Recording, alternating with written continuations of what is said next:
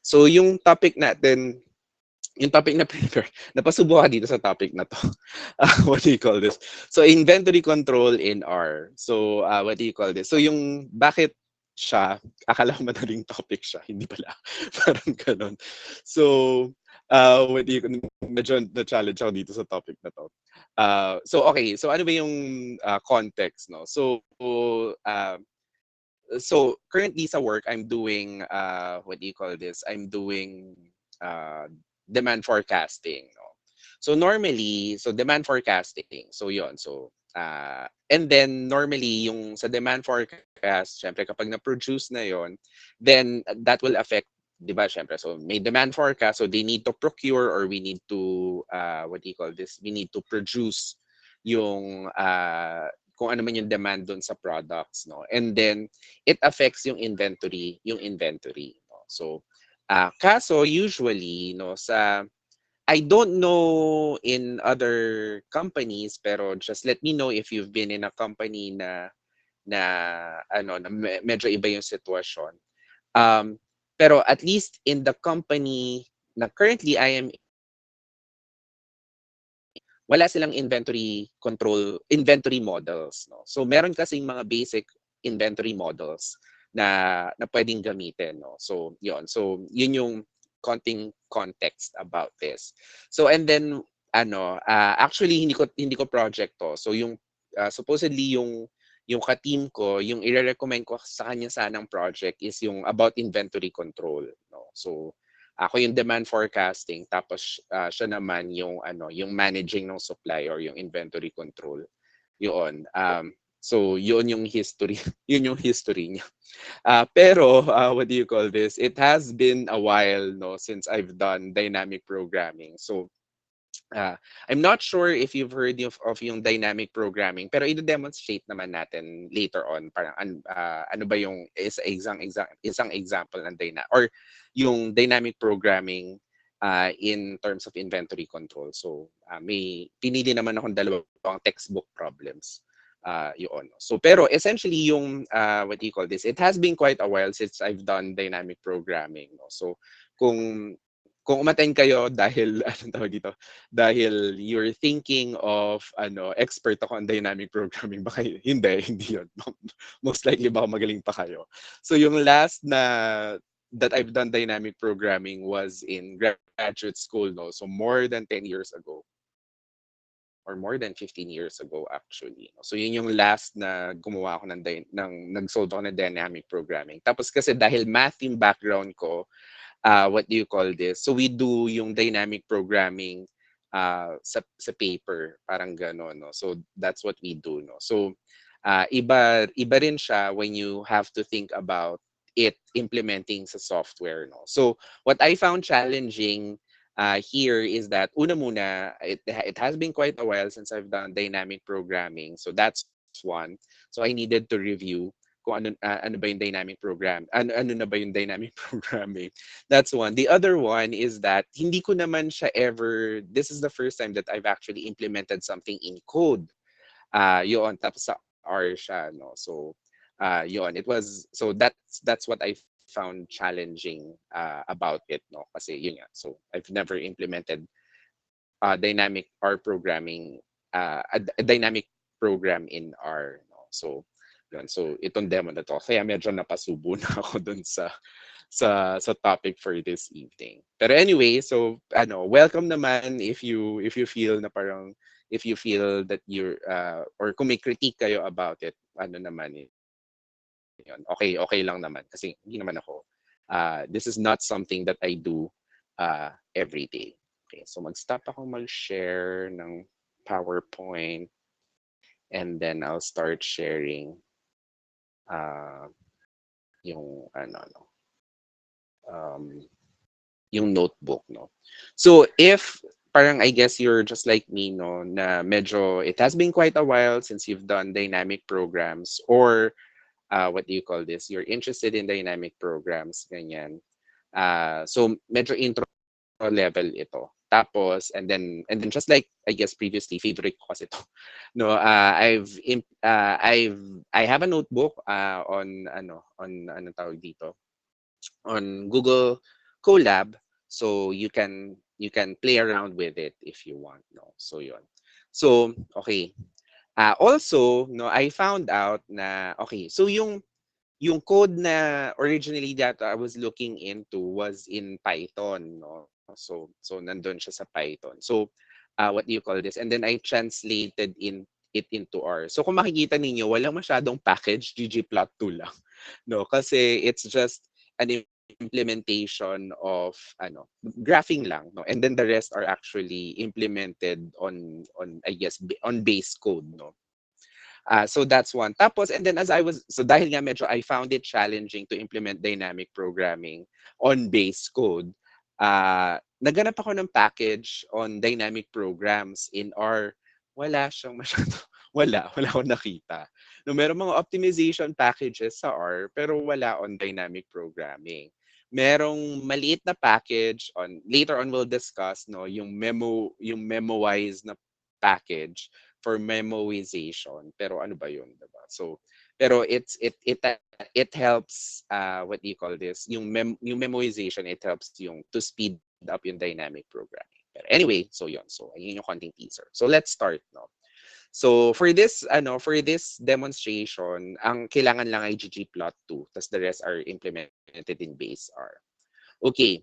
And then, so ano ba yung inventory control problem? So essentially this, no? So the inventory control problem is a common problem in the operation setting where the task is to ensure a good amount of supply is available in a store subject to deterministic or stochastic demand on each time period.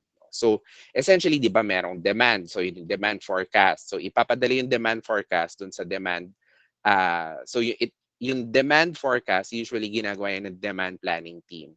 So kapag sinabi na nila na kunyari for this product A, kailangan natin ng 5,000 na items, no? Kasi parang yun yung forecast namin. Yun yung in-expect namin na bibilin ng mga customers natin.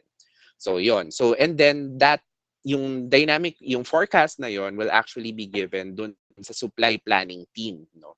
So and then the supply planning team needs to figure out ilan ba yung kailangan nilang i-produce, no? So that's where inventory control problem comes in, no? Or inventory control comes in, no? So kasi 'di ba syempre kunyari kailangan nila ng 5,000 units of product A, meron naman silang 3,000 ganyan, 'di ba?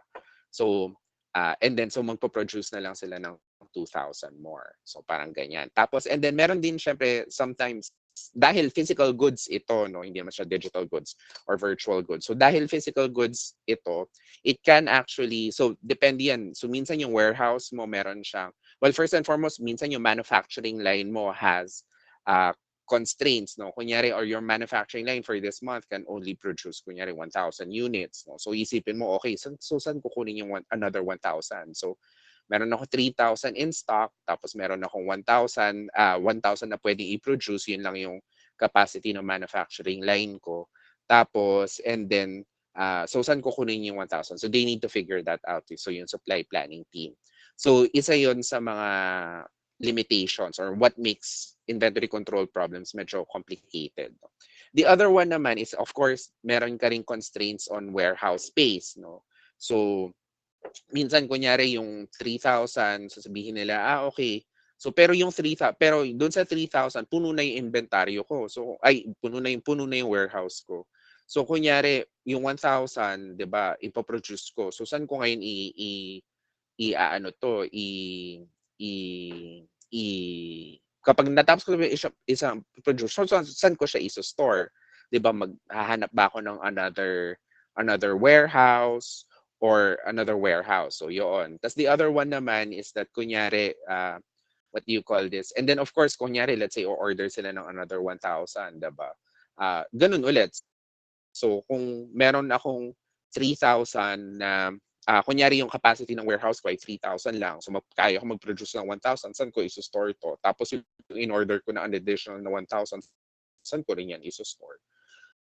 Diba? So that makes it more complicated. No? So dahil ganun siya ka-complicated, minsan or a lot of times, no, so yung demand and supply planning teams, or actually yung supply planning teams, most of the time, hindi na sila gumagamit ng yung mga quantitative na inventory models na pinag-aaralan sa operations research o kaya sa sa management science na classes, no. So minsan wala na yon, hindi na ini-implement yon, 'di ba? So parang ang nangyayari na lang is medyo heuristic na lang siya, no. So yon. So kapag heuristic kasi siya, no, so I guess depende yon, 'di ba? Parang kapag heuristic ka, hindi yun yung optimal na gagawin na decision making na nangyayari. Kapag pero madali siyang i-implement kasi heuristic lang, 'di ba? So, what do you call this? Pero kung kunyari naman ay hindi siya, pero kung optimal naman, kung gusto mo yung pinaka-optimum talaga, ano ba yung pinaka-best na mangyayari? So, so yun, dynamic programming mo siya or mathematical programming mo siya. Kaso, kailangan mo naman ng compute power. No? So, sa company namin, currently, heuristic lang yung ginagamit nila. No? Tapos, what do you call this? Nag-decide lang sila na dapat meron tayong 30 days worth of goods or inventory sa warehouse. So, palaging ganun. Dapat meron kaming 30 days inventory sa warehouse. Ganyan. So, tapos, and then lahat ng products yon dapat 30 days. So, ang ginagawa lang nila is, kunyari, ito yung demand, tapos ito yung demand for this month, at ito yung supply ko, i-divide lang nila yun. So, kunyari, yung supply ko divided by yun yung demand. So, essentially, yun yung parang, yun yung, I guess yun yung variance, diba? Na ilan pa yung kailangan ko. Tapos, and then sabihin nila na, kunyari, for this month, merong April, 30 days, diba? So, merong 30 days. So, i-divide lang nila yon kunyari, yung demand. Tapos, i-divide nila yun ng 30. Tapos, and then, so makukuha nila, ito yung demand ko per day. Diba? Tapos, and then yung inventory, i-divide lang nila yon yung ratio na yon na nakuha nila dinivide nila yung demand versus yung number of days in that month, makukuha nila yung days inventory na tinatawag. So essentially, ito yung yung metric na to, ang sinasabi niya is ilang days ba na meron kang inventaryo. So kapag kunyari, let's say, nakita nila na hindi 30 yon, then yun yung ipoproduce nila na what do you call this, na product, no. So yun yung itatry nila i-procure na product and stuff, no? So yun yung gist ng inventory control problems. Okay, so usually yung na-encounter sa introductory na math, actually na-encounter naman din both. Depende, I guess, kung tinuturo siya. Pero usually, syempre magsisimula muna yun sa deterministic demand, no? So ang ibig sabihin lang ng deterministic demand is hindi sigurado ka na ito yung demand niyan. So kunyari, so bigyan natin ng example, no. So ito yung example sa book na ito, no, sa Operations Research Applications and Algorithms ni Wayne Winston. Okay, so example is a company knows that the demand for its product during each of the next 4 months will be as follows. So month 1, sigurado sila na isang unit lang yung mabebenta. Month 2, 3 units. Month 3, 2 units. Month 4, 4 na units, no? Kahit in the future sigurado sila na isang unit lang yung mabebenta nila the next month, 2 months from now, 3 units lang yung mabebenta nila. 3 months from now, 2 unit. 4 months from now, 4 na unit, no? So, as in sigurado sila, no? So, hindi yan kunyari on month 1, pwedeng maging 2, pwedeng maging 3, hindi. Sigurado sila na 1 unit lang siya with probability of 1 unit lang yung kailangan nilang yung mabebenta. Okay, so yun yung deterministic demand. At the beginning of each month, the company must determine how many units should be produced during the current month. During a month in which any product units are produced, ito na, no? So, a setup cost of $3 is incurred, no? So every time daw na basta nag-start sila ng production, meron silang setup cost na $3 Kahit isa or 10 yung i-produce nila, may setup cost sila. Yung fixed cost nila is $3. Yun yung so pwedeng yun is yung kunyari yung kuryente, 'di ba? So kapag inon mo yung what do you call this, yung manufacturing line, kakain yun ng kuryente, 'di ba? Parang gano'n. Tapos minsan may mga warm up pa yan. Minsan, kailangan mo yan naka-on ng 8 hours kahit isa lang yung ipo-produce mo. Minsan may mga gano'n, 'no? So kapag gano'n yung setup na yun, pag gano'n, 'no, fixed cost yun at siyempre yung tao, 'di ba? So fixed cost yun kahit ilan yung i-produce mo, hindi nagbabago yun. So yun yung fixed cost or tinatawag natin na setup cost, 'no? So yun. In addition, there is a variable cost of 1 unit of $1 for every unit produced, 'no? So kunyari let's say nag-produce sila ng isang unit, per every unit, 'no, nag-incur sila ng $1 of cost, 'no? So variable cost, 'no? So kunyari yung mga cost, yung mga materials na ginagamit mo, 'di ba? So pag isa lang naman ipo-produce mo, syempre yung material na gagamitin mo is only for is only necessary for one uh, product, no, or for one unit. Eh di pag dalawa, so lang yun yung material mo, no. So ano yung depende kung ilan yung ipo-produce mo, nagbabago yung cost mo, no. So yun yung variable cost. At the end of each month, a holding cost of 50 cents per unit on hand is incurred. So ito na yung sinasabi ko. So parang dito, paano naman siya na-incur? Yun yung holding cost or yun yung space or yung capacity ng mo ng warehouse mo, 'di ba? So minsan 'di ba kailangan naka ewan ko, naka-aircon ganyan or depende, 'di ba? Minsan naka-aircon o kaya naman minsan dahil nagrerenta ka ng space, so kaya yon. So yun yung holding cost, no? Capacity limitations allow a maximum of 5 units to be produced during each month. So 5 units lang yung pwede nilang i-produce based dun sa limitation ng manufacturing line. The size of the company's warehouse, ito na nga yung sinasabi ko, restricts the ending inventory for each month to 4 units at most. So dapat 4 units lang yung matitira, no, by the end of the month, no.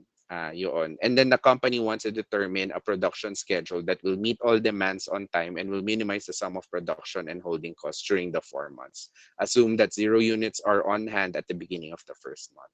So yun. So yung company, gusto nilang malaman ano ba yung best na pwede nating gawin. Ano ba yung best na dapat nating i-produce month on month para ma-minimize natin yung production and holding cost. So during those 4 months. So yun yung tanong or yun yung gustong i-determine ng company. Okay. So itong mga types of problems na to, what do you call this? Usually nasosolve siya ng dynamic programming. No? So paano ba yung dynamic programming? Okay. So gagawin natin yung ibang mga manual calculation or so I've done it sa Excel. On the Excel, pwede ko naman i-share siya. Pero ito yung manual calculations na to. Okay, so share ko lang yung Excel sa screen. Wait lang. Okay. Stop tayo. Share tayo ng yung sa Excel naman. Ayan. Okay. So share ko rin to sa inyo later. Okay. Okay, so normally, so 'di ba meron tayong 4 months, no? So parang 4 months. Okay, so meron tayong 4 months. Alam natin na what do you call this? Yung fourth month, what do you so usually kapag dynamic programs, nagsa-start tayo, pag manually natin siya sino-solve, usually nagsa-start tayo dun sa ending state, no? Makikita nyo later kung bakit siya dun sa ending na state, no? Pero yon. So doon sa ending state and then paatras tayo ng paatras. So dito, kung makikita ninyo sa Excel spreadsheet na to, so nag-start tayo on the fourth month. Yung D is the demand, no? So on the fourth month, meron tayong 4 units of demand. Yung I is ilan yung inventaryo, no? So, kasi 'di ba siyempre at the fourth month, no, siyempre nangyari na yung first month, second month, third month, no. On the fourth month, hindi natin alam kung ilan yung inventaryo na matitira, no, once we start solving kasi nga nagsa-start tayo sa fourth month, 'di ba? Hindi pa natin alam kung ilang inventaryo yung natitira. Pero dahil alam natin na first and foremost pero dahil alam natin na yung ah yung production line can only produce 5, no? So that's one. Can only produce ay sorry, hindi pala. So dahil alam natin na yung warehouse pala capacity is 4, alam natin na yung warehouse at the beginning of the month, alam natin yung inventory natin can only be can cannot be more than 4. So kaya dito makita niyo yung inventory, yung inventory at the starting inventory at the fourth month, pwede siyang 0, 1, 2, 3, 4. So that's where it came from.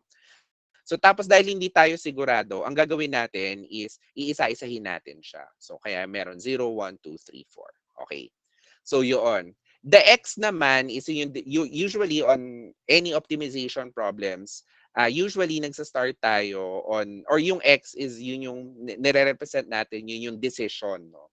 So yung decision kasi natin dito is fini-figure out natin ilan ba yung ipoproduce ko every month. No? Parang ganon.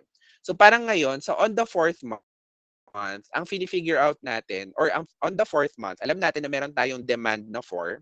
Hindi natin alam kung ilan yung inventaryo natin, pero alam natin na between 0 to 4 siya, parang ganyan. So, kung meron tayong 4 tas alam natin na yung production line natin can only produce maximum of 5, no. So baka magtatanong kayo, kung maximum of 5, bakit tayo nagsa-start? Kung makita niyo dito ba, 'di ba? 4, 3, 2, 1, 0. Bakit hindi tayo nag-start sa 5? No? So, ba't hindi tayo nagsa-start sa 5? Pwede naman 'yun, 'di ba? Pwede mo rin 'yun i-calculate here. Pero makikita mo kasi dito, no? So, sige. So, ilagay muna natin yung 5, i-introduce ko muna siya. Ay, dito na lang sa ilalim. Buburahin ko na lang later. So kunyari, let's say, Joe, kailangan lagyan natin ng ano 'to, ng ng 5, 'di ba? So sige, fine, 'di ba? Um, Kailangan may 5 din, 'di ba? So sige, try natin 'yan. Okay. So mamaya makikita ninyo kung bakit hindi ko tinanggal or tinanggal ko na yung 5, 'di ba? Okay. So, um, okay. So 'yon.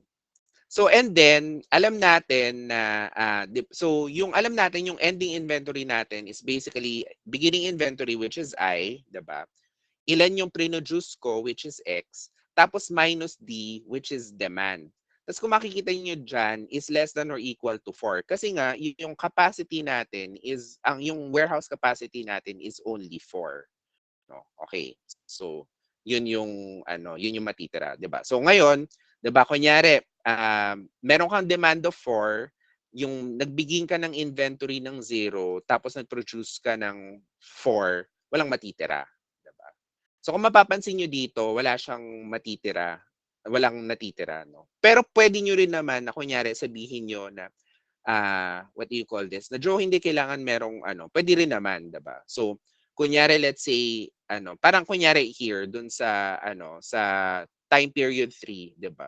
Every demand at saka kung makikita niyo, every demand at saka every inventory at saka every what do you call this? Yung combination nun, iniisa-isa 'yon, no? Iniisa-isa 'yon. Pwede niyo rin namang isa-isahin 'yon. Pero dito makikita niyo lang kasi na hindi na siya sinama kasi nga hindi yung situation na 'yon ay infeasible. Okay, so kunyari let's say sinabi natin na, "Hindi Joe, dapat meron kang 5, no? 5, dapat titingnan natin yung 4, 0 and then 5, no, na inventory." Okay. So ngayon kung makikita ninyo, ah, pasok naman siya, 'di ba? So meron kang 5, meron kang 0, pasok naman siya ng 1, no? Pero yung question pero so feasible pa rin yung solution, no? Kaso, what do you call this? Dahil may natira kang inventaryo, ibig sabihin nun may cost 'yon. So hindi yun yung ideal na situation kasi nga ang sigurado ka is on the fourth month, meron silang demand of 4, pero ano yung gagawin mo dun kung nag-produce ka ng 5, ano yung gagawin mo dun sa 1, 'di ba? Kasi hindi mo na alam kung ano yung demand mo on the fifth month, no? So kaya dito, nakalagay dun, sinero out siya, no? Pero puwede niyo naman siyang isa-isahin kung gusto niyo, kung manually gusto niyo i-calculate siya, puwede niyo rin naman siyang isa-isahin. Tapos makikita niyo lang na, makikita niyo lang na, hindi pala parang either hindi nagme-make sense 'to kasi nga for this part, hindi siya nagme-make sense kasi nga meron kang natirang inventaryo at the end of the month, hindi mo na alam kung ilan yung demand na yun. So kaya hindi na natin, so kaya makikita ninyo, tina-target dito yung ending inventory on the last period, which is the 4th month. Tina-target dito na palaging yung ending inventory is 0. So kaya wala tayong ending inventory dito na 1, na 2, na 3, na 4, even though na yung capacity ng inventory, ay yung capacity ng inventory, yung capacity ng warehouse, kaya niya namang i-handle yung 4. Okay. So yun. So kaya wala siya diyan. Okay. So, and then, so sinasabi doon na every production, meron kang startup cost, no? Dahil here, nag-produce tayo ng 4, no? So, kaya meron tayong cost of 7.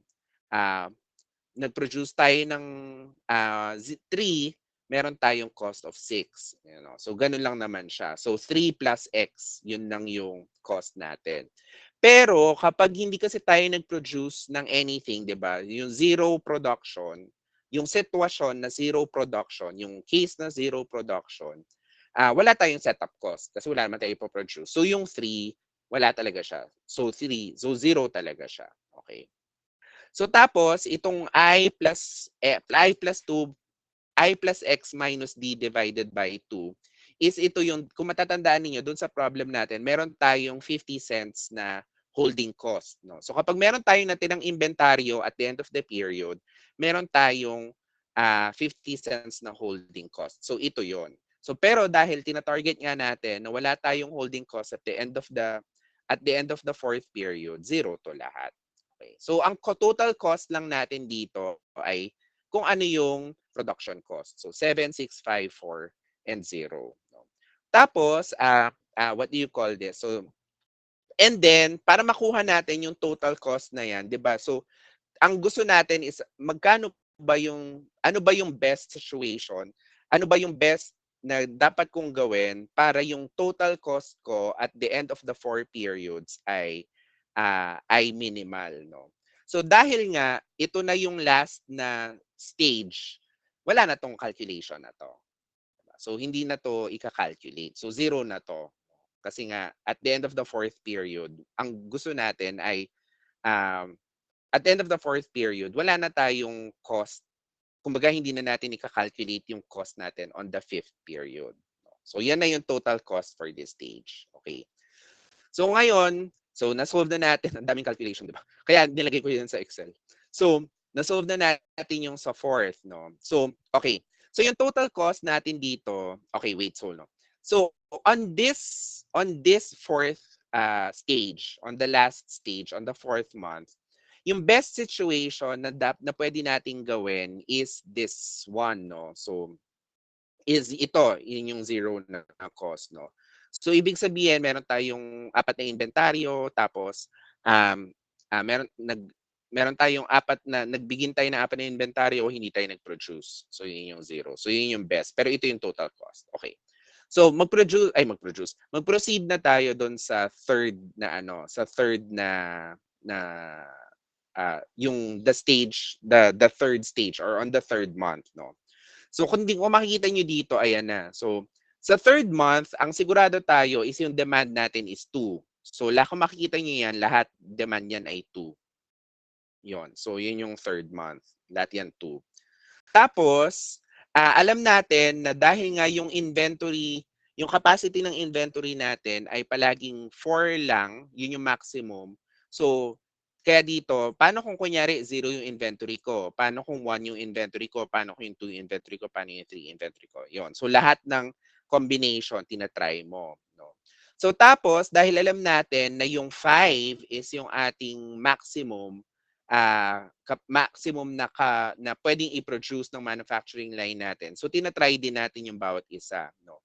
5, 4, 3, 2, 1, 5, 4, 3, 2, 1, 5, 4, 3, 2, 1, 5, 4, 3, 2, 1. Parang. Tapos sabihin niya, Joe, wala namang 5, 4, 3, 2, 1. Diba? Kunyari on 3, on the 2, 0, on the 2-0 na case, no, na meron kang dalawang, yung demand mo ay 2, yung inventory mo ay 0, but wala kang case ng 1, no? 1 at 0, but wala kang case ng 1 of 0. So sige, pwede naman nating ilagay, 'di ba? So kunyari, let's say, ilagay muna natin temporarily yung case ng 0 yung ating ah, inventory, beginning inventory, tapos and then meron tayong magpo-produce tayo ng 0 at saka ay magpo-produce tayo ng 1 unit at saka 0 units. Okay. So yon. Okay. So kung makikita ninyo, okay. So yan na. So ito na siya, no. So pero ang question dito ay hindi naman sensible, and the calculation shows, no. Hindi naman sensible na ang demand mo ay 2 tas ang wala kang beginning inventory tapos ang ipo-produce mo lang ay 1, 'di ba? So ano yung ibig sabihin ng -1 na inventory? Wala namang -1 na inventory. So kaya itong dalawang sitwasyon na 'to, parang hindi naman parang, infeasible solution siya. So kaya hindi na siya sinama. So gano'n lang naman siya. And then the same goes with the others, 'no? Kasi kung meron kang yung demand mo ay 2, beginning inventory mo ay 1, 'di ba? Yung beginning inventory ay tama, yeah, beginning inventory mo ay 1. Tapos and magpo-produce ka ng 0, hindi naman puwedeng or wala kang ipo-produce, edi hindi mo na-meet yung demand mo, 'di ba? So infeasible din yung sitwasyon na 'yon. Okay? So tapos gano'n din yung calculation dito is that ilan yung ending inventory mo after, no. So kapag ang demand mo ay 2, kapag beginning inventory mo ay 0, tapos nag-produce ka ng 5, ang ending inventory mo ay ito, 3. Yun. So yan, 3. Tas same din, 2, 1, 0, yan. Same lang yung calculations niya mga yan. Tapos and then the calculation of cost. Same lang din yung calculation of cost, no. Yun. So dahil meron tayong production, dahil nag-produce tayo, meron tayong production cost. Dahil may mga natirang inventaryo after, except for this case na to, kaya siya 0, pero meron siyang holding cost. So yung total cost na to, 538, itong case na to na meron tayong beginning inventory na 2, meron tayong demand na 2 and inventory na 0, beginning inventory na 0, tapos nag-produce tayo ng 5. Itong cost na yan ay ito, no? So, production cost plus holding cost, which is 9.5. So, yan yung cost. Pero ito lang yon. Ito lang yung cost na yan, diba? Tapos, i-add natin, kasi diba, ang tinitingnan natin is yung total cost ng buong 4 periods, diba? So, and then, i-add din natin yung cost ng next period. So, ito yung cost of next period. So, kung makikita ninyo, marami tayong cost of next period. Paanong naging 4 ito? So, dito nyo lang siya titignan, diba? So, ang ending inventory natin ending inventory natin at month 3 ay, kunyari, 3, no? Kunyari, yan ay 3, no? Tapos, titignan mo lang siya, ano ba yung beginning inventory ko ng 3? And then, ano yung related cost niya? So, doon nang galing yung 4. Ay, wait, hindi, wala pala. Akala ko may nag-chat. Ayan, 4. No? So, doon siya kinuha yung 4. Tapos, i-add lang yun, 13.5. No? So, ito sa nakuha yung 5, kasi yung beginning inventory mo ay 2. Diba? So, yan yung 5. Okay. Sa nakuha yung 6, yung beginning inventory mo kasi, or yung ending inventory mo pala ng period 3 ay 1. So, yung beginning inventory niya ay 1. Yan yung 6. Okay.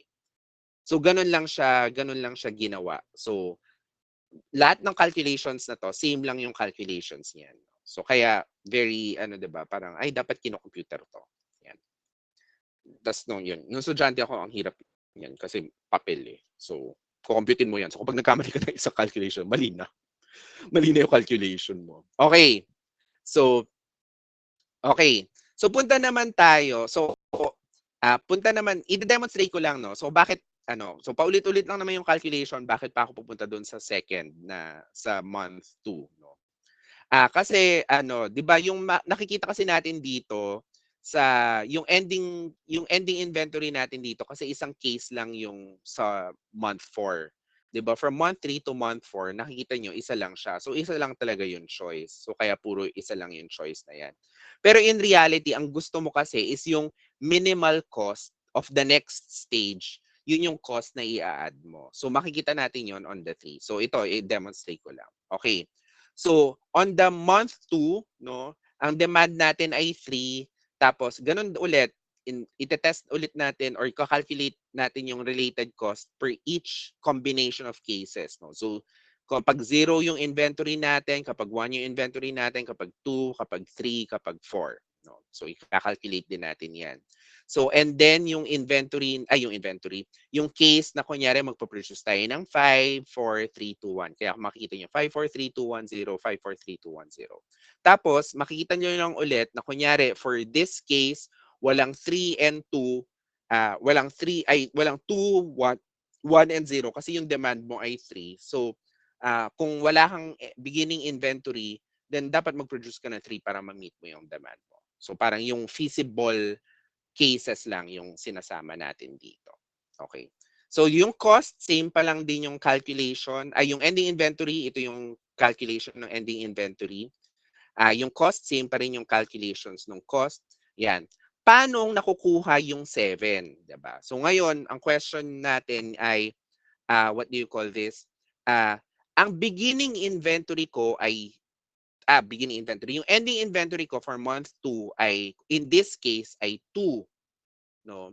Pero dito, yung beginning inventory ko on the month 3, marami siyang cases, 'di ba? Pwede siyang maging 9, pwede siyang maging 11.5, pwede siyang maging 11, pwede siyang maging 10.7, pwede siyang maging 7. Paano ko nalaman na ito yung 7? Yun yung magiging inventory. Ito yung magiging additional cost ko for this stage, no? For the next stages. No? Kaya yun yung 7 is dahil yung objective natin is yung minimal na cost, no? So, kukunin mo yung minimal na cost, meaning, so kukunin mo yung minimal na cost kasi yun yung kung ano man yung minimal, kung ano man yung case ng minimal cost, yun yung gusto mong mangyari. So, kaya yun yung 7 na nilagay. So, kunyari so yun lang siya, no? Kunyari for inventory of, for ending inventory of 1, ito yon. Tapos, and then yung minimum cost ay 10. So, kaya doon lang siya naging 10. Diba? So, kung makikita ninyo, ganun siya, no? So, kung kunyari, lahat ng mapapansin nyo, lahat ng ending inventory, so, kunyari, lahat ng ending inventory na 2, 2, 2, ganyan. Lahat ng cases na ending inventory ay 2, pare-pareho lang siya ng cost. 7, 7, 7. Lahat ng 1, ending inventory ng 1, 1, 1, 10. Makita nyo pare-pareho siya. 10, 10, 10, 10. Ganyan. And then of course yung case na and then yung first month, no, yung calculation ng first month. Now, on the calculation of first month, ang sinabi kasi na yung beginning inventory natin ay yung beginning inventory natin ay 0. So yun lang yung case na meron tayo. Pero kung kunyari let's say kung kunyari gusto nyong kunyari 'di ba parang nakalimutan ninyo na ang case lang natin ay beginning inventory ay 0, tinest nyo rin yung 2, 3, 4, ganyan. Anong tawag dito? Basta okay lang yung calculation na yon. Kasi eventually, that will give you yung cases ng optimal. No? Magbibigay yung case ng optimal. Then, basta tandaan mo lang na yung initial case, yung starting point mo ay 0 yung inventory mo. So that will still give you the correct answer. Okay. So, okay. So, ganun lang din yung calculation dito. No? So, pare-pareho lang yung calculation. Tapos, and then, dun lang din nakuha yung 16. No? So, kunyari, ang ending inventory ay 4. On the second month, ang 4, ito yung 4. And then, ito yung 4. Ang minimal na, ang pinakamababang cost ay 10.5. So, kaya yun yung 20.5. So, in that stage, meron kang cost na 20. Tapos, in future stages, or on future months, meron kang 10.5 na cost. Okay. Okay. So ito na yung solution doon sa dynamic program pag manual siya na calculation. No? So yung best case, yung yung minimum na cost is $20, no? Kasi yan yung pinaka-minimum here. Yan na yung 20. Tapos, ang dapat mong i-produce, so ita-trace mo lang, diba? Okay, so, yung best case ko ay magsa-start ako ng, wala akong beginning inventory, diba? Meron akong demand ng 1. So, magpo-produce ako ng 1. So, yun, magpo-produce ako ng 1, tapos, and then yung ending inventory ko ay 0. So, yung ending inventory ko, so sa next stage, ito yung optimal na solution, no? Pero ang pinakamababa ay 16.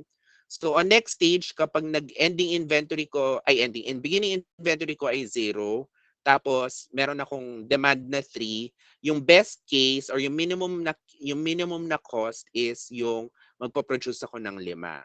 So on the first month, magpo-produce ako ng 1, on the second month magpo-produce ako ng 5, no? And that will give me a beginning inventory for the next month ng 2. So here naman ito yung 2, no? Ang best case dito ay 7. So ang ibig sabihin niyan is dapat for the third month wala akong ipo-produce, no? So no, wala ako nag-produce ako ng 1 sa first month. On the second month, nag-produce ako ng 5. On the third month, wala akong ipo-produce. Tapos, and then yung 7.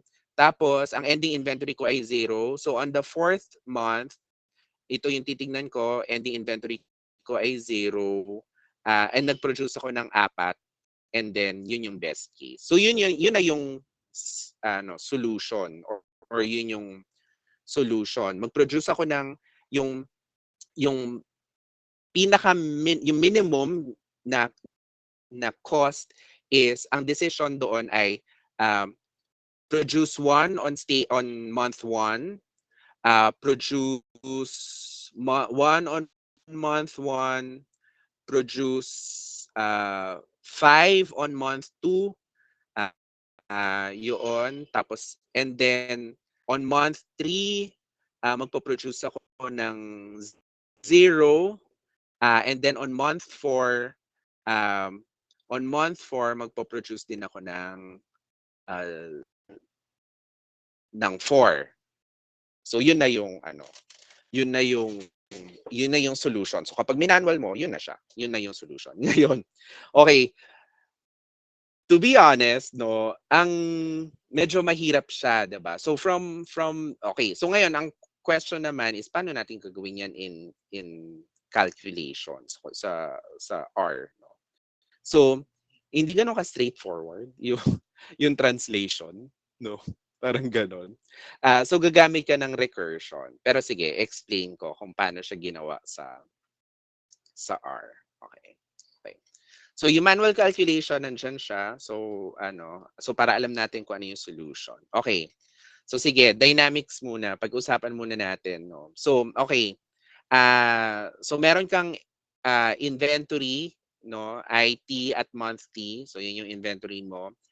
And then yung ipo-produce mo, it will represent it as XT units. So XT. Tapos alam natin na dahil ang capacity ng line ay hanggang 5 lang. So it's either 0, 1, 2, 3, 4, 5 lang yung pwedeng values ng XT. Tapos ito yung demand natin, deterministic, no? So month 1, month 1, 1, month 2, 3, month 3, 2, and then month 4 is 4. Yun yung demand natin. Okay. And then yung dynamics is basically, 'di ba, yung beginning inventory mo on the next month is actually yung ending inventory mo the previous month. So ito yung sinasabi na yan, no? And then alam natin na yung capacity ng ng warehouse ay 4 lang. So yan. So define lang natin siya here, no? As in code, no? Okay, and then yung cost, no, nag-define lang tayo. Okay. So nag-define tayo. So ito na yung dynamic program, no. Okay. So define na natin yung setup cost, no. So nandun lang siya sa problem. Setup cost is 3, variable cost ay 1, holding cost is 0.5. Okay. So ito na yung memoization at saka decisions, no. maraming way to solve yung dynamic programs, no? Maraming ways to solve yung dynamic programs. Pero yung medyo scalable way of doing it is yung meaning ano yung scalable, yung parang pinaka flexible way of doing it is that yung recursion na tinatawag, yung recursion. So maggagamit ka ng recursive function. So itong function na to ay recursive. So pero bakit recursion yung gusto nating gawin? Kasi pwede na inisip mo, but recursion pwede namang for loops, 'di ba? Yeah, pwedeng naman for loops at saka mas madaling i-implement yung from code, mas madaling isipin yung for loops, 'di ba? So madaling talaga naman isipin yung for loops. Kaso to make it just scalable, 'di ba?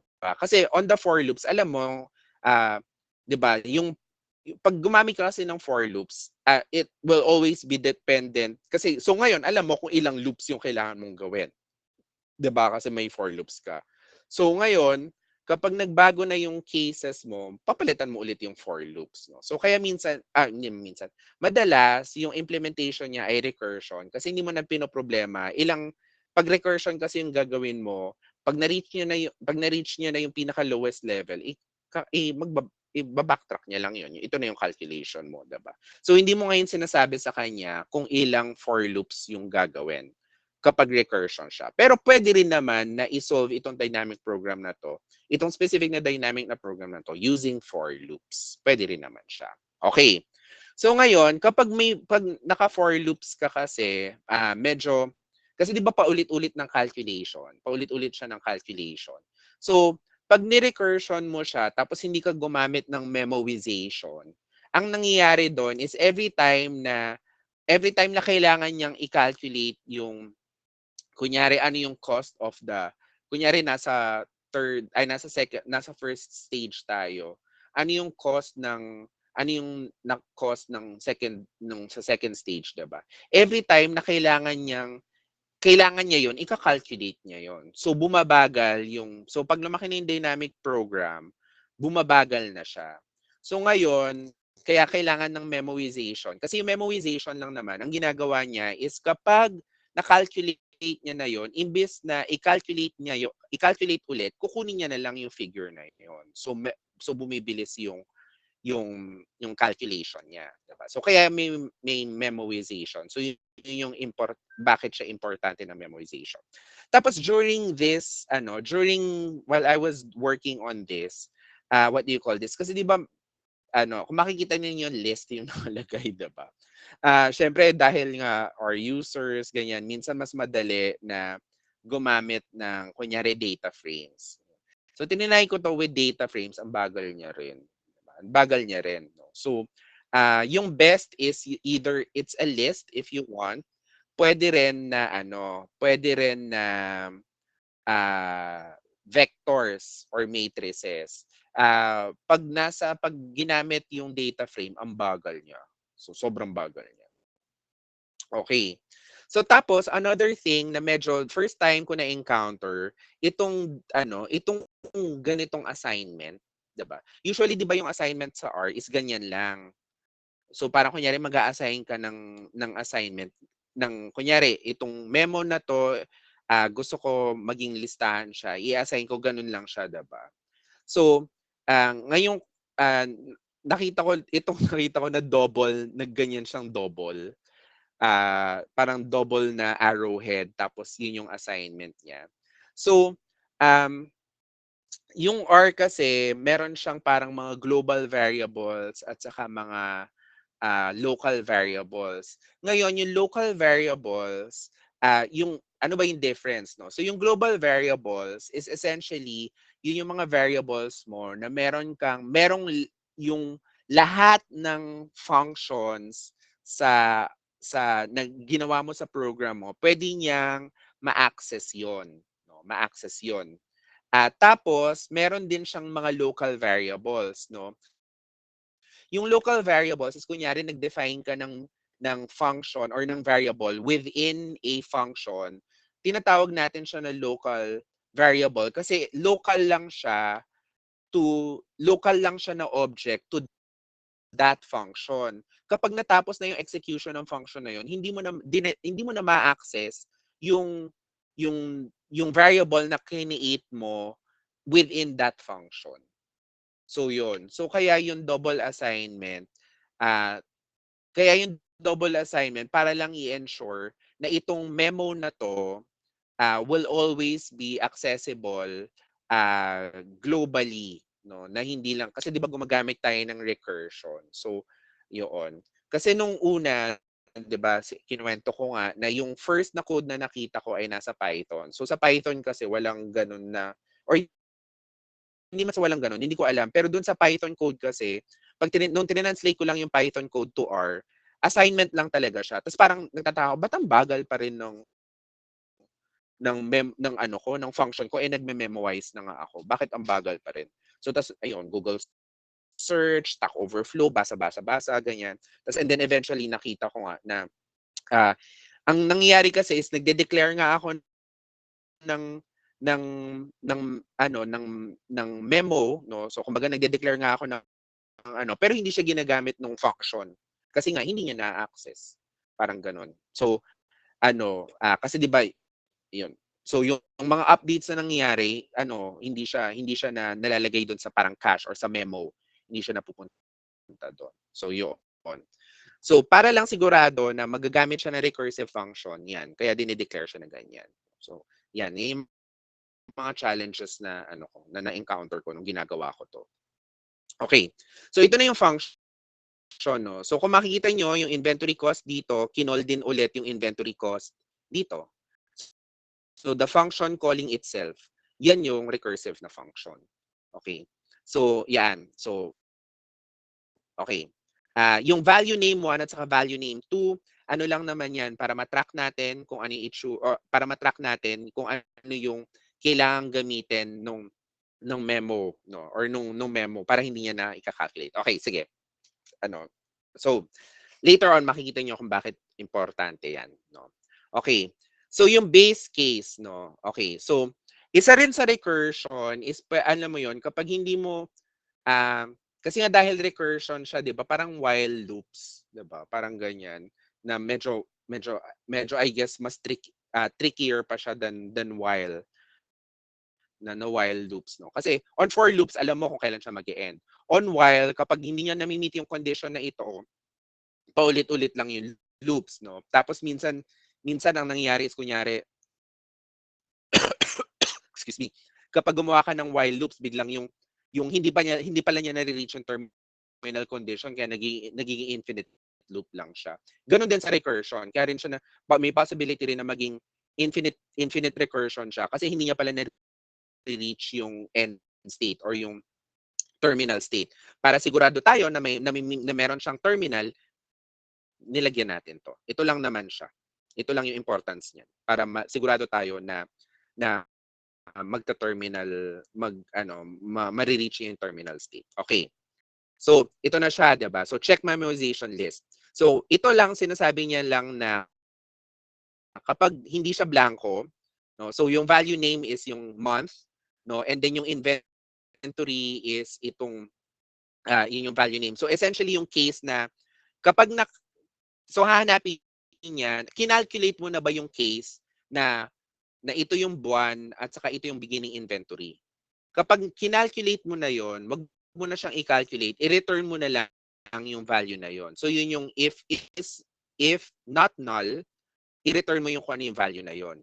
Ngayon, kapag wala kang value na yon, then hindi siya magre-return. So ibig sabihin, ika-calculate pa siya. Okay.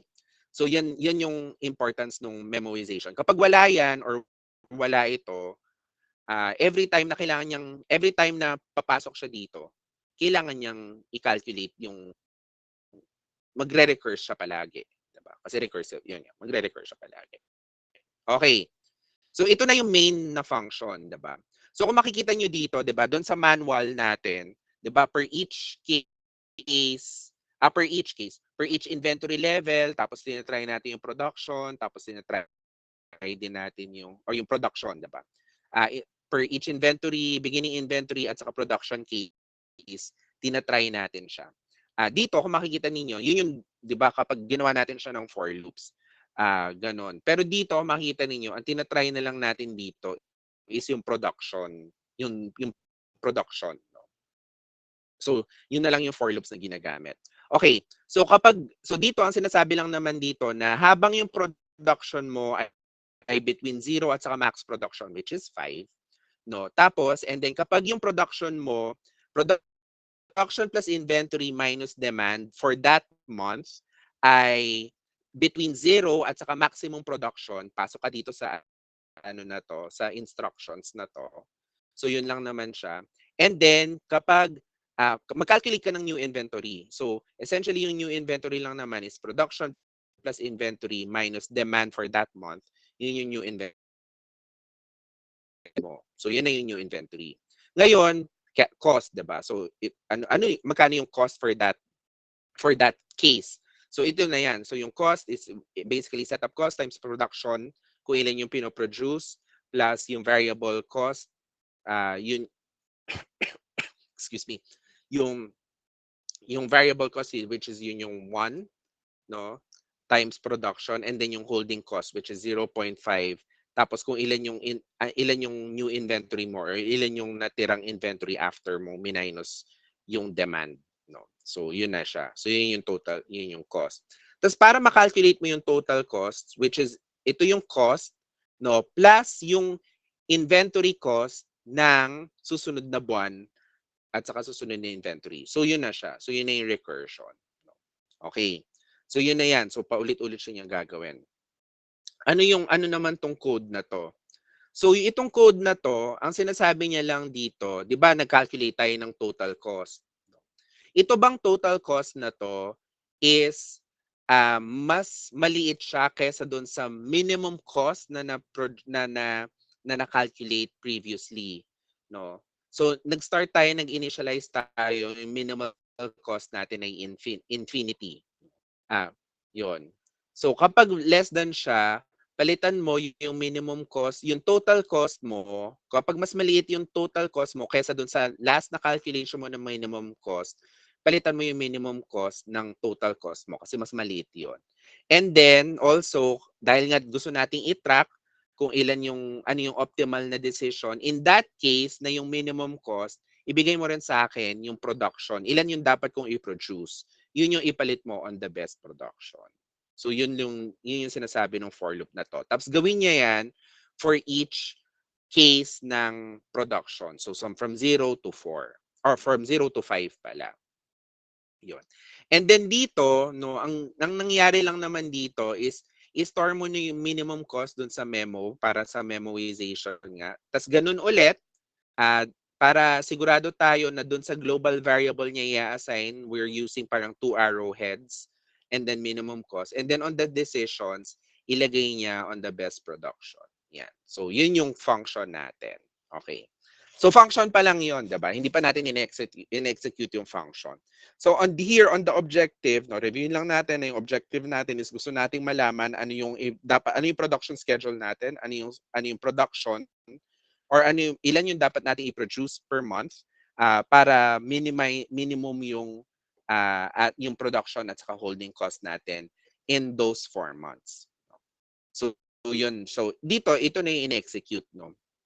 So kung makikita ninyo, magsa-start yung process natin, 'di ba? Sinabi kasi on the first month, wala tayong inventory. So ito siya. So and then this will call yung recursive function dun sa taas. Yun. Tapos so yun na siya. So and then the minimum cost is 20. No? So 'di ba? So same naman yung calculation natin from the manual calculation. Tapos and then ito naman yung decisions is piniprint niya lang ano yung so 'di ba so makikita niyo dito sa memo nandiyan siya. Pero anyway, dun sa decision piniprint lang natin yung laman ng decision list natin.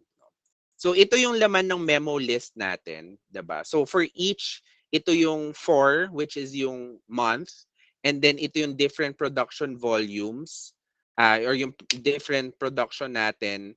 Hindi pala different production volumes. Ito pala yung case na yung minimum, yung beginning inventory, and, then ano yung pinakamababang cost na for that beginning inventory after production at saka after production holding costs and stuff.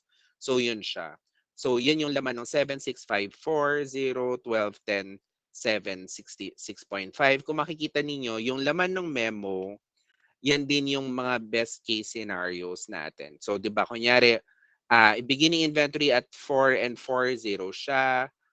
Kung 4 and 0, 7, 4 and 1, 6, 4 and 2, ang total cost niya ay 5, 4 and 3 ay 4, 4 and 4 ay 0. Makita nyo, same lang yung values nun sa memo. So, ayan, 7, 6, 5, 4, and 0. So, same. Ganon din dito.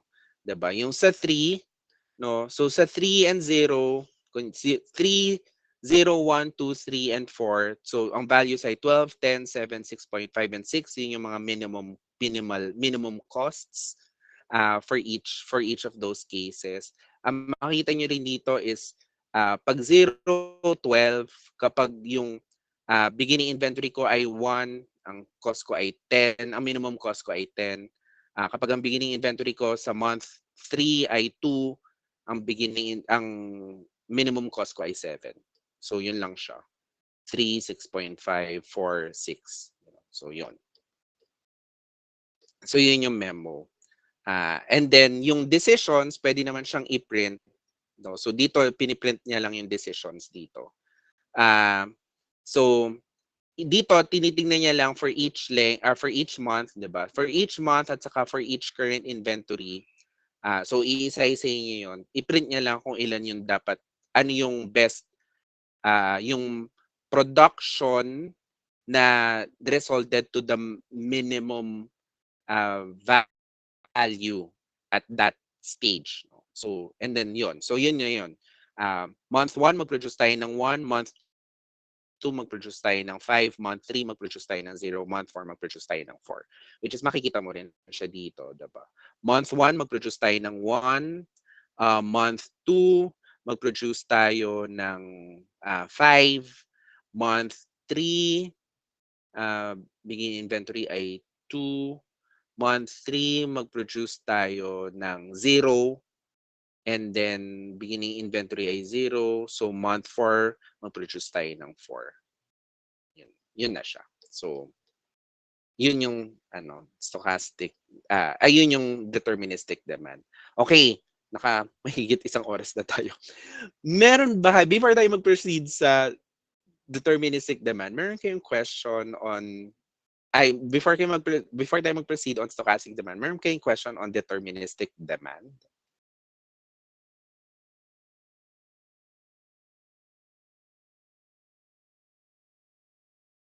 Okay, I'm guessing silence means none. Ay, merong si Angela na minsan kailangan din ng buffer. Okay, yeah, means so pag eksaktong-eksakto, diba? Okay, sige. Okay, so let's go naman on the stochastic one, no? So on the stochastic one, medyo iba lang yung case na to, pero you can actually also do yung case na sa taas with stochastic demand, no? Ang difference lang naman ay on the stochastic demand, imbes na alam mo kung magkano yung demand mo per month, sa stochastic demand, hindi mo alam kung ilan yung demand mo for specific month. So basahin natin, no? Consider the following 3-period inventory problem. At the beginning of each month, a firm must determine how many units should be produced during the current period. So same lang din. During excuse me. During a period in which X units are produced, a production cost. So production cost lang naman. So imbes na 3 plus X, dito 3 plus 2X. Production during each period is limited to at most 4 units. So dun sa previous example natin, 5. Here, dito 4. And then meron silang production. After production occurs, the random demand is observed. No? Each period demand is equally likely to be 1 or 2. So hindi mo alam kung magkano or kung ilan yung demand mo, pero ang alam mo lang ay pwede siyang maging 1, pwede siyang maging 2, tapos equally likely sila. So yung probability of 1 at saka probability of half and half. So meron yung pwedeng maging 1, yung demand ko with a probability of 1 0.5, and then pwede rin maging demand ko ay 2 with a probability of 0.5. So, yun lang yung alam mo. Hindi mo alam kung ngayon kung magkano, kung ilan yung demand for each period, no, for each month. Here, 3 period siya. So, kunyari, i-assume natin na yung period ay month. So, hindi natin alam kung ano talaga exactly yung demand natin. Ang sigurado lang tayo ay between 1 or 0. Ay, between 1 or 0. Between 1 or 2 siya. 1 and 2. Okay. After meeting the current period's demand out of the current production and inventory, the firm's end of period inventory is evaluated and a holding cost of $1. So previously, doon sa ating example, 50 cents. Dito naman $1. Because of limited the capacity, the inventory at the end of each period cannot exceed 3 units, no? Pero doon sa kabila ay 4, no? 4 yung holding, yung capacity ng warehouse. It is required that all demand be met on time. Any inventory on hand at the end of the period 3 can be sold at $2 per unit. So dito merong salvage cost. So what do you call this? So parang may salvage cost siya. 'Di ba doon sa previous example kasi natin, ang ginugol natin as ay sa 4th month, dahil sa terminal period or in the 4th month, ayaw na natin magkaroon, gusto natin i-minimize yung cost. So kaya natin zero out yung ending inventory, diba? So sinizero out natin yung ending inventory para zero na yon, no? So pero dito dahil nga tayo ay may salvage cost, or dahil yung kung ano man yung inventory mo at the 3rd period, pwede mo siyang ibenta ng $2 per unit. So may salvage cost siya. So yung question ay so dito hindi natin pwede nang hindi zero yung yung ending inventory mo at that terminal period, kasi nga meron ka namang pwede mo naman siyang ibenta ng $2 per unit. Okay. So just like the previous example, magma-manual calculation tayo. So let's go through, medyo bilisan na lang natin, no? Pero on the manual calculation, so share ko lang yung natin, yung ating Excel spreadsheet ulit. Ayan. So dito naman siya, nandito naman tayo, no? Excuse me. So ganun ulit, no? Ganun ulit. So 3 periods, no? So 3 to 1, yan yung and then ang beginning inventory ay 3 to 1 or 0, kasi yung capacity ng warehouse ay 3 to 1, 0, no? Tapos dito yung ganun ulit, no? So yung yung manufacturing line capacity ay 4. So ganun siya. So uh, so uh, actually ganito pa rin 'yan. So 4, 3, 2, 1, 0, 4, 3, 2, 1, 0, 4, 3, 2, 1, 0. Ganun lang naman siya. Tapos and then ganun ulit, no? So here ito na yung mga calculations, no, ng ending inventory. So sinisigurado lang natin na yung ending inventory natin ay pasok pa rin siya doon sa capacity. Okay. So just like before, no, kasi so bakit tatanungin niyo ulit, Joe, bakit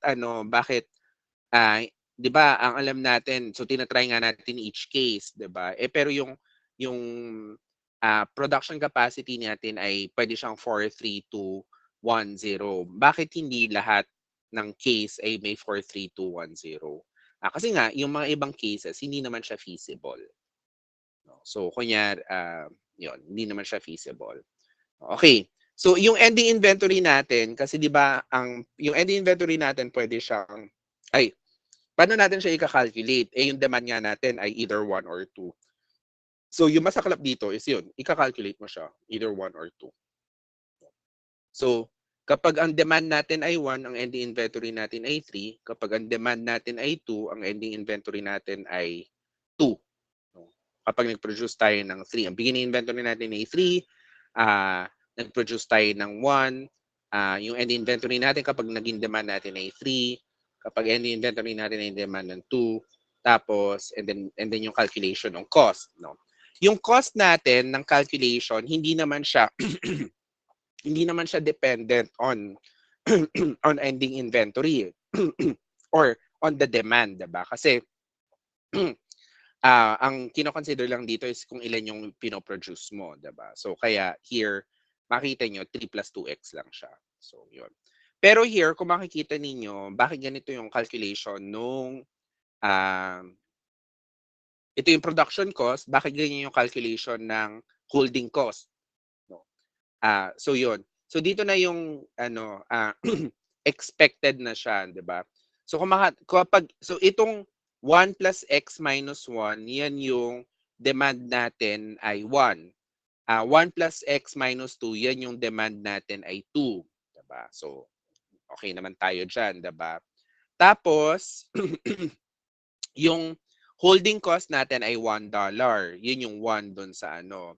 And yun yung 1 here at saka 1 here. No? So tapos, yung 0.5, yun yung probability natin, diba? So, ano yung expected cost mo kapag ang demand mo ay 1? So, essentially 1 plus x minus 1, yun yung ending inventory mo. Ang cost nun ay 1, tapos yung probability of that happening is 0.5. So, kaya minultiply natin ng 0.5. So, yun yung expected cost mo kapag ang demand mo ay 1. Yung expected cost mo naman kapag ang demand mo ay 2 is 0. Is ito. Minumultiply mo rin siya ng 0.5. Tapos ina-add lang siya. Ito yung expected cost mo, whatever your demand is, whether it's 1 or 2.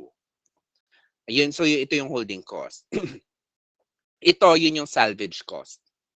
So kapag kunyari, so ganun ulit, no? So may salvage cost ka na $2, kaya minus 2 siya kasi salvage cost to eh. And then the rest ay cost, no? I'm salvage cost, salvage value pala. So kaya siya negative kasi pwede mong ibenta siya ng $2. Kumbaga may kikitain ka na $2.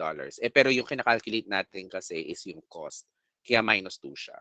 Tapos and then 0.5, ito yung salvage value mo, expected salvage value mo, kung ano man yung demand mo, whether it's 1 or 2. So, yan siya. And then expected cost, ina-add natin siya. Yun yung expected cost mo for this stage. Tapos, and then yung expected cost mo of the future stages, yun yung total expected mo. So, kaya here, 0 siya kasi ito yung terminal stage natin. And then ito yung expected cost mo for each of the different cases. So, yon. So, okay, so ginawa natin yan 3. So, gagawin natin yan on the month 2, paatras ulit, ganun ulit. 3, 2, 1, 0, ganyan. Tapos, yun yung possible na beginning inventories natin. Tapos, and then yung possible na production natin for 3, 2, 1, 0. Again, tinanggal lang yung mga infeasible na cases. No? Yun. So tapos, and then calculation ulit ng ano yung mga ending inventory natin, possible na ending inventory natin, yung cost here. Dito, dahil hindi naman siya terminal stage, walang salvage cost. No? Kasi sabi lang doon is yung salvage value. Yung salvage value lang natin is meron lang siya at the terminal period. So kaya puro 0 siya. Expected cost and then okay. Okay, expected cost for this case or for these different cases, eh, di ba i-add natin yung expected cost of the next case or the next period or the next stage, no? So, saan natin to kinukuha, no? So, bakit siya negative? Negative 1, no? Okay, bakit siya negative 1? Okay, remember, 'di ba, yung ending inventory natin, pwede siyang 3 or pwede siyang 2, 'di ba? So ngayon, kapag ending inventory natin ay 3, so therefore ang beginning inventory natin ay 3 dito sa third stage, no? Ang minimum value ay negative 1.5. So yan yung yun yung bakit negative 1.5 siya. Okay, so doon yun nanggaling. Saan nanggaling tong negative 0.5? Eh di ba yung isang case natin yung isang case natin na yung ending inventory ay 2, ito siya, no? So beginning inventory of 2 for the next stage, ang minimum cost ay negative 0.5. So doon siya nanggaling. Tapos dahil meron kang two likely cases, 'di ba? So yung isang case na ng ang beginning inventory mo ay 3, may probability of that happening to be 0.5, no? Kasi yung demand mo ay -1, no? Ang nag-a-affect lang naman nun ay yung demand, no? Yung probability of that is 0.5, and then and then also 2. Kaya siya yung expected cost natin ay ano rin siya, winate din siya based on dun sa probability. So dun lang siya kinuha. So and then the rest ganun lang din yung calculation ng ano for the next phases, no? Tapos and then ina-add lang 'to. And then yun na yung total expected cost for this case, no? Ganun din, so same din sa 3, 2, 1, 0. No? So ganun lang din siya. Okay. So dito hindi nila sinabi kung ano yung beginning inventory, no? Hindi nila sinabi kung ano yung beginning inventory at stage 1. Kaya kinalculate din natin na paano kapag meron akong 3, paano kapag meron akong 2, paano kapag meron akong 1, paano kung meron akong 0. So kinalculate lang din siya. So yun. So yun yung manual calculation ng dynamic program natin na stochastic yung demand. So let's now move naman to yung kung paano in-implement siya on the what do you call this? Paano in-implement siya in code. Okay. Okay. So manual calculation, yun lang din siya. Okay, so sa Dynamics ganun din, no? So meron tayong inventory, no? So ganun lang naman din siya. Meron na tayong 3 terminal periods for maximum inventory, meaning yung yung capacity ng warehouse pwede siyang 3. Yung relevant inventory is kasi 'di ba pwede siyang mag-produce ng ah, ah, pwede tayong mag-produce pwede tayo mag-hold ng ng tatlo at most. So 0, 1, 2, and 3. Okay. Maximum production natin ay 4. Tapos, so yung relevant production natin is pwede siya maging 0, 1, 2, 3, and 4. So yun lang naman siya. Okay? Ang assumption natin is IID, so independent and identically distributed yung sa ating stochastic demand. Ang ibig sabihin lang naman nun is kung ang demand parang every time na on the month independent yung demand na yon from other months. So kumbaga yung month one demand mo hindi siya yung month 2 demand mo hindi siya nagde-depend sa month 1, or yung month 1 demand mo hindi siya nagde-depend sa month 2. So yun lang naman yung ibig sabihin ng IID, or independent and independent stochastic demand. Yung identically distributed, ang ibig sabihin lang naman nun is that dahil independent sila, una muna hindi sila nag-interact with each other. And then, identically distributed siya, ibig sabihin, hindi nagbabago yung probabilities from one month to another. So parang yung probability of month 1 mo, di ba yung demand mo of month 1, na yung demand mo of 1 at month 1 is 0.5, yung 2 is 0.5. Pagdating ng month 2, hindi siya nagbabago. No, na 0.5, 0.5 pa rin siya.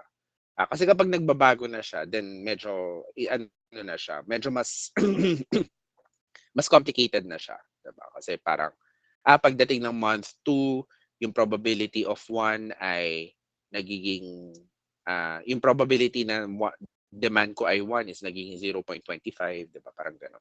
So then medyo mas tricky yung recursion noon, 'di ba? Kasi every stage mo iba yung probability na ginagamit mo. Pero possible pa rin naman siya. Or I mean, possible, nagagawa pa rin naman siya. Okay, and then demand natin is 1 and 2, probability of demand is yun lang, yung calculate natin na 0.5 at 0.5. Okay. So ito na yung recursion natin. Ay hindi, sorry, hindi pa ito yung recursion. Ito lang yung inventory control cost or kumbaga kung paano kina-compute yung cost ng inventory natin. So production, ito yung sa production code, ito yung sa holding, ito yung sa salvage value. Kaya kapag ang period mo ay T, which is yung terminal period, doon lang siya magka-calculate ng salvage value. Tapos, and then kapag yung inventory mo ay between 0 to 3, i-calculate mo yung production cost. Kapag infeasible, yung situation na yan, i-return mo ay infinite, 'di ba? So parang so hindi magiging minimum cost yung infinite mo. Ayan. So yun lang naman siya. Okay. So tapos, and then ito naman yung parang wrapper for that function, no? Parang ganon. So compute value function, so local, ito na siya, no? So yung kung makikita ninyo itong memo na to at saka yung decisions na to, naka-define siya within the function. So kaya ang nangyayari dito kapag hindi mo dinoble arrows to, 'di ba, every time magre-recur siya, magke-create siya ng memo tapos hindi niyo na ma-access yung memo na yon. Parang ganun yung nangyayari dito. So parang here, sinasabi mo na ito ay global variable. Okay. So, okay, and then ito yung calculation, ito yung function, yung body ng function. Ganun ulit, value 1, value name 1, value name 2 para madaling mahanap nung memo para ma-store natin sa memo appropriately at kapag madali rin nating mahanap yung calculation na yon para kapag nagawa na natin yung calculation na yun, i-return lang yung value na yon imbes na gagawin ulit yung calculation. Terminal time period, ganun din para rin sigurado tayo na mag-terminate yung ating recursive function kasi pag hindi natin nilagay ito, magre-recurse lang siya na magre-recurse, no? So kaya may return 0. Tapos ito na yung main na body natin. Ganun ulit, no? Kapag minimum cost, initialize natin siya na yung minimum cost ay infinite, yung optimal production ay infinite, kung marami kang pinoproduce, ganyan. Tapos ganun ulit, mag-iterate tayo over possible production quantity. So for production in relevant production, so ito yung individual terms. So ito, nag-initialize tayo ng individual terms and expectation. Kasi nga 'di ba meron tayong dalawang demand. So yon. So kaya meron ganyang individual terms. Tapos and then dahil nga hindi natin alam kung ano yung demand natin, so we should also iterate on the demand. No? So on the possible demand. So kaya meron ding sa for loop na to, merong for loop na nakapasok din sa kanya. Okay. So next inventory, so ito lang, nag-calculate lang naman natin kung ano yung inventory for the next. Here is yung individual terms and expectation, 'di ba? Yung demand sa first na demand natin, 'di ba? Kinalculate mo 'yon. So may cost ka. So yun yung ilalagay niya, yun yung first value ng individual terms and expectations. And then yung susunod na value is yung for the next demand naman. So yun yung inventory control, which is yung una nating function, which is yung function natin, no? I-calculate mo muna yung cost for this case, tapos ito i-add mo yung cost naman for the next period. So ito na yung nagre-recur siya. Yun. And then, 'di ba? So may individual terms ka, meron kang dalawang possible demands. So and then magka-calculate tayo ng expected cost. So yung demand natin, meron tayong yung probability of demand, so that ang laman nito ay 0.5 and 0.5. I-multiply lang natin siya term-wise dun sa sa individual costs, tapos isum lang natin siya, yun yung expected cost. And then ganun ulit, kapag yung expected cost mo ay is less than yung previous cost yung previous minimum cost, palitan mo lang yung minimum cost yun, and then yung production, ganun. And then nilalagay lang natin siya ulit sa memos. Sa memo at saka dun sa decision variable. Okay. So yun na yung functions natin. Hindi pa natin kino-call yung recursion. So ito dito natin siya iko-call, no. So so dito ito na yung i-graph natin, no. So yung numeric length ng ano, so dito nag-create tayo ng V1. So ito yung value, yung kumbaga yung costs natin at time period 1, no. So yon. Tapos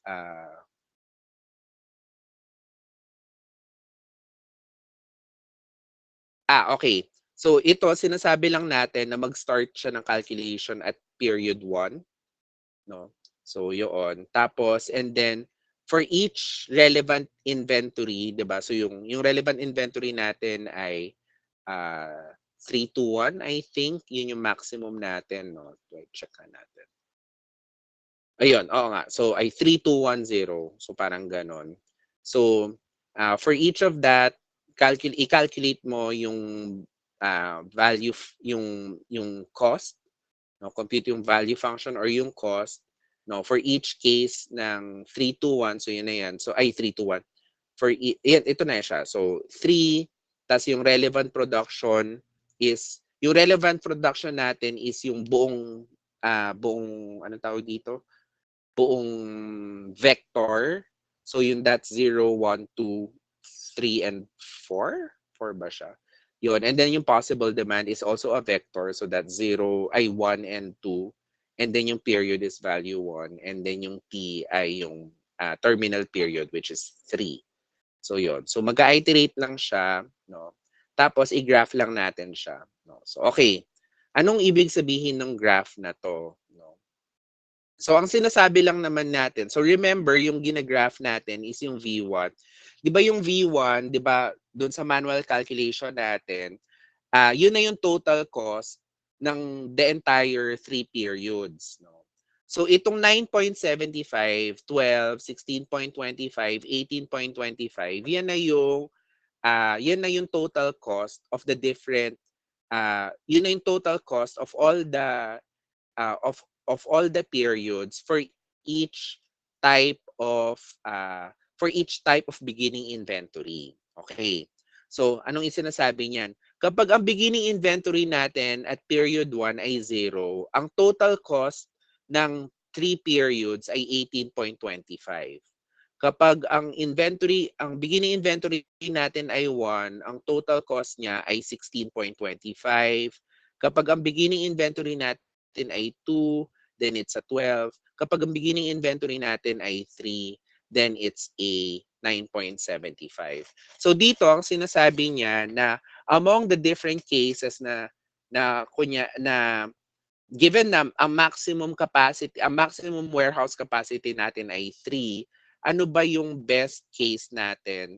Ano ba yung best beginning inventory natin that will result to the minimum cost? So yung best beginning inventory natin ay 3. Because of across all periods, that will give us 9.75 na total cost. Kasama na rin yung salvage value sa dulo. So yun lang naman siya. Yun yung ibig sabihin niyan. Okay. So pero ang gusto rin natin is that yung optimal production policy, 'di ba? Kasi nga hindi natin alam kung ano yung value or ano yung value. Ano yung demand natin, 'di ba? Parang ang question sa utak natin is meron ba akong ano yung ano, so dahil hindi ko alam kung ano yung demand ko per each time period, malalaman ko ba kung ano yung optimal decision? Ilan yung ipo-produce ko per each time period? Eh, hindi mo nga alam, diba? So yun yung, so ang question ay, ano yung optimal production policy? So ngayon, merong theory or parang parang someone already proved, no, na there exists an optimal production policy of the following form, no. So ito yung parang tinatawag na SS policy. Sige, pero basahin niyo na lang siya, yun yung definition niya. Pero ano yung ibig sabihin niyan, no? So discuss natin. Okay. So dito, 'di ba, meron kasi tayong, 'di ba, doon sa decisions, per each decision, ni-note din natin siya. So ngayon ang question doon, so dito ang pinapalabas lang natin dito is ano yung ano yung production, magkano yung cost ng production policy. Okay, sige. So ano, 'di ba? So dito, in-iterate niya lang yun per each stage. No? So for each T is equal to 1, pinalabas niya lang ano yung optimal production. Ay, ba't ganito to? Ayan. Ano yung optimal production policy? So ito yon, no? Magpo-produce ba tayo ng paano kapag nag-produce tayo ng 0, pag nag-produce tayo ng 1, kapag nag-produce tayo ng 2, kapag nag-produce tayo ng 3, pag nag-produce tayo ng 4. And then ito yung beginning inventory natin. So, okay. So paano ba ito binabasa? Okay. So ang sinasabi lang naman dito is that, kunyari, kapag 2 or 3, yung beginning inventory mo, dapat wala kang i-produce. So 0 dapat yung i-produce mo. Kapag meron kang beginning inventory na 1, yung best decision mo is mag-produce ka ng 3. And then, kapag wala kang beginning inventory, ang best decision that you can have is you should produce 4 at production at period T equal to 1. Kapag period T equal to 2, ganun din siya. So ito siya. Kapag 2 and 3, wag ka na mag-produce ng anything. Kapag ang beginning inventory mo at period 2 ay 1, ang best production, ang best ano mo ay 2. And then kapag 0, ang best decision mo ay 3. Wait lang, mamaya papakita ko. Kasi ano siya, 2 or 3, and then this one is 3 or 4. And then here, kapag optimal production policy mo ay, kapag at time period T is equal to 3, pag meron kang beginning inventory na 2 or 3, huwag ka na mag-produce ng anything. Kapag less, may ipoproduce ka, either 1 or 0. Okay. So, ang malinaw dito is that whatever time period at whatever demand na meron ka, kapag ang production mo kapag ang beginning inventory mo ay 2 or 3, wag ka na mag-produce ng anything. So ang steady state na inventory is at least 2, no? Kasi kapag at least 2, wala kang ipo-produce, no? So kapag bumaba ka ng 2, meron kang ipo-produce at that specific time period. So yung parang yung steady state or yung ST, itong small ST na to, ang value niyan ay 2. So ano yung value ng malaking ST? Okay. So ang value ng malaking ST for period 1 ay 4, on period 2 ay 3 or 4, ang period 3 ay 2. No? So, saan ko pinagkukuha? Pinagkukuha yan. So, okay. So, ang sinasabi lang naman dito, na kunyari, di ba, doon sa graphs, nakita natin na, yun nga, di ba, with more than 1 unit, so kapag 2 or 3, wag ka na mag-produce, no production should take place. Yun yung consistent across, okay. And then, kapag 1 or 0, the firm should produce 3 or 4 units, enough to bring it back to its stock level, no?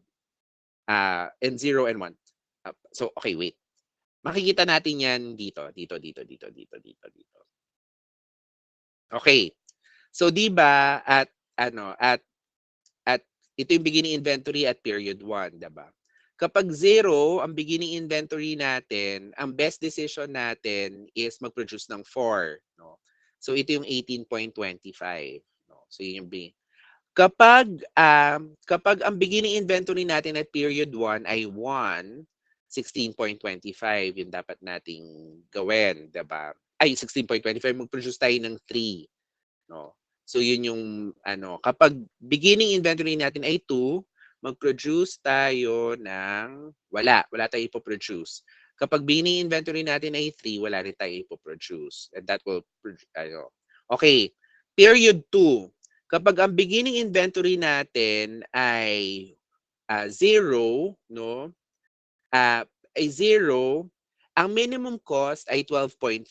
Pero yung 12.5, nag-o-occur siya either 4 or 3. So kaya yun yung sinasabi na pwede 'di ba doon sa graph kasi natin hindi siya obvious, 'di ba? And period 2 on period 2, parang ang sinasabi niya lang doon ay kapag period 2 tapos kapag wala kang beginning inventory, mag-produce ka ng 3. Pero dun sa manual solution natin, alam natin na hindi lang siya puwedeng 3, pero puwede ring 4. So, 'di ba? Puwede rin siyang 3, puwede siyang 4. Kapag ang ending inventory excuse me. Kapag ang beginning inventory natin ay 1, yung 10.5 nag-occur siya sa dalawang cases, which is 3 and 2. Kapag beginning inventory natin ay 2, 0 ang best case, at saka kapag ang beginning inventory natin ay 3, 0 ang best case ay 3.5. So saan kinukuha yung value? Kung makikita ninyo, kapag 0, 4, ang pwede nating, kapag 0 ang beginning inventory mo, pwede ka mag-produce ng 4, pwede ka rin mag-produce ng 3. No? Kapag ang beginning inventory mo ay 1, pwede ka mag-produce ng 3, pwede ka mag-produce ng 2, which makes which makes yung value of the inventory, di ba, yung 1, beginning inventory mo ay 1, tapos nag-produce ka ng 3, that makes 4. Kapag beginning inventory mo ay 1, nag-produce ka ng 2, that makes 3. So yun yung doon nanggaling yung ST na capital. So yan, doon siya galing, 3 or 4. Tapos kapag at time period 3, 'di ba? Tapos kapag less than, alam ulit natin, kapag 2 or 3 yung beginning inventory natin, wag ka na mag-produce. Pero kapag less than 3 siya, kapag less than 2 siya, so kapag 0 yung beginning inventory mo, mag-produce ka ng 6.5, which is mag-produce ka ng 2, no? And then kapag 1 naman, yung beginning inventory mo, yung best decision that you will do is mag-produce ka ng 1. So kaya ang value nun ay 2 kasi 1 plus 1, 2, 0, and plus 2 ay 2. Kaya yung S, malaking S, capital S, and subscript T ay 2. So yun yung value na yan. Pero anyway, yun yung decisions. No? So yun. So yun yung stochastic demand. So parang ang sinasabi lang ng stochastic demand is even though we don't know what the demand is, meron kang magkakaroon ka ng steady state ng inventory na at that steady state, hindi ka na kailangan mag-produce ng any inventory, no? Hindi ka na kailangan mag-produce ng any unit. So for this specific case, ang steady state is 2. A steady state na na inventory ay 2. So basta makalagpas ka ng 2, hindi ka na magpo-produce ng anything at any time period. So every time na meron kang 2, wag ka na mag-produce. Kapag bumaba siya ng 2, then that means magpo-produce ka. So kunyari for this one, irrespective of demand, kunyari 'di ba nasa supply planning ka, irrespective of demand, alam mo na basta meron kang 2, you will always meet yung demand mo. So ngayon, ang target mo is rather than having, 'di ba? So babalik tayo doon sa yung parang heuristic, 'di ba? Na dapat sa company namin, dapat meron kang at least 30 days.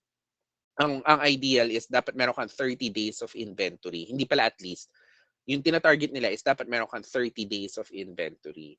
No. So pero yun nga, hindi siya optimal, 'di ba? Pero dito makikita mo na imbes na 30 yon, basta meron kang imbes na heuristic siya, no, with a stochastic demand na dynamic program, makikita mo na basta meron kang inventory na 2 palagi sa warehouse mo, huwag ka na mag-produce, 'di ba? So tapos and then mag-produce ka lang ng enough para makabalik ka lang ulit on the steady state sa 2. Ganun lang siya.